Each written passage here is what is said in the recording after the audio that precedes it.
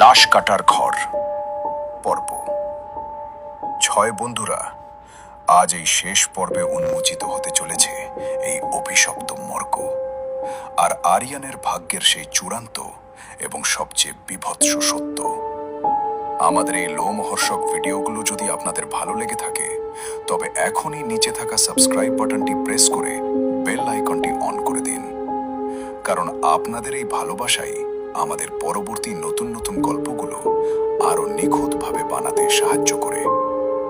এই কাহিনীর শেষ সেকেন্ডের চরম টুইস্টটি মিস না করতে চাইলে একটুও স্কিপ না করে একদম শেষ পর্যন্ত দেখতে থাকুন। মায়ের চেনা কান্নার আওয়াজটা আরিয়ানের কানে পৌঁছাতেই তার নিভে যাওয়া প্রাণে যেন শেষবারের মতো আশার আলো জ্বলে উঠল। সে তার জমে যেতে থাকা সর্বশক্তি এক করে দরজার দিকে তাকালো। মায়ের গলাটা ক্রমশ আরো স্পষ্ট আর আকুল হয়ে উঠছে। আরিয়ান, বাবা কোথায় তুই? দরজাটা খোল, আমি তোকে নিতে এসেছি। সামিন আর নিলয়ের সেই দুটো গলিত লাশ আরিয়ানের হাত দুটো আরো শক্ত করে চেপে ধরল। সামিনের লাশটা আরিয়ানের কানের কাছে এসে ফিস ফিস করে বলল, তোর মা এসেছে আরিয়ান, দেখ, উনিও আমাদের সাথে যোগ দিতে এসেছেন। আরিয়ান এবার বুঝতে পারল এটা কোনো মায়া নয়, ওই অন্ধকারের পিশাচটা এবার তার মাকেও এই নরকে টেনে এনেছে। আরিয়ান নিজের সমস্ত যন্ত্রণা ভুলে বুক ফাটানো এক চিৎকার দিয়ে বলল, মা পালাও, এখান থেকে চলে যাও। কিন্তু ততক্ষণে অনেক দেরি হয়ে গেছে। এক বিকট শব্দে মর্গের সেই ভারী লোহার দরজাটা নিজে থেকেই খুলে গেল। কিন্তু দরজার ওপাশে কোনো মানুষ ছিল না। সেখানে দাঁড়িয়ে ছিল এক বিশাল কুচকুচে কালো ছায়া, যার বুকের ঠিক মাঝখানে আরিয়ানের মায়ের ছিন্ন ভিন্ন রক্তাক্ত মাথাটা ঝুলছে। আর সেই মরা মাথাটার ঠোঁট দুটো নড়ে নড়ে আরিয়ানকে ডাকছে।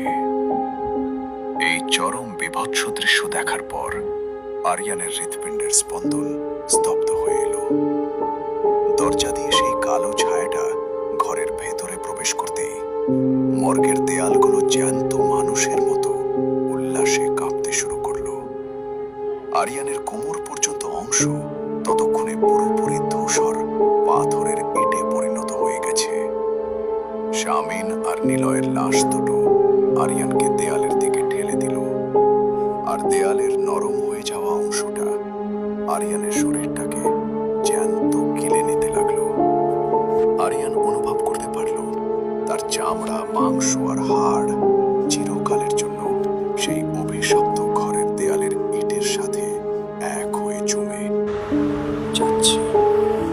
আরিয়ানের চোখের মনি দুটো যখন পুরোপুরি পাথরের মতো স্থির হয়ে আসছিল, সে শেষবারের মতো দেখল সামিন, নিলয় আর তার মায়ের সেই ছিন্ন মাথাটা ঘরের মাঝখানে থাকা রক্তমাখা টেবিলটার চারপাশে দাঁড়িয়ে এক বীভৎস খিলখিল হাসিতে মেতে উঠেছে। তারপর হঠাৎ করেই পুরো মর্গটা আবার সেই ঘুটঘুটে নীরবতাটায় ডুবে গেল।